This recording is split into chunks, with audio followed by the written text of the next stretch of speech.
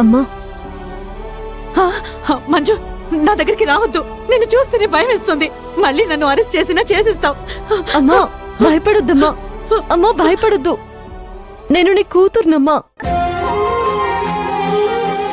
కూతురు నెలల పిల్లప్పుడే నీకు జ్వరం వస్తే తల్లడిల్లిపోయిన తల్లినే నేను.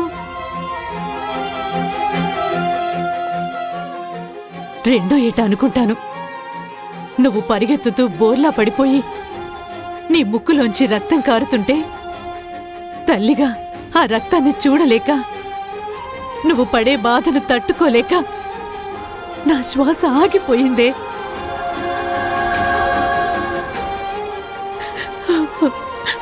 అలాంటి తల్లినే నేను. నన్ను ఎవడో ఏదో కంప్లైంట్ ఇచ్చాడని, వాళ్లకు చిట్టి డబ్బులు ఎగ్గొట్టానని వాళ్ళు నీకు చెప్పారు. వాళ్ళంటే బయటి వాళ్ళు. మరి నువ్వు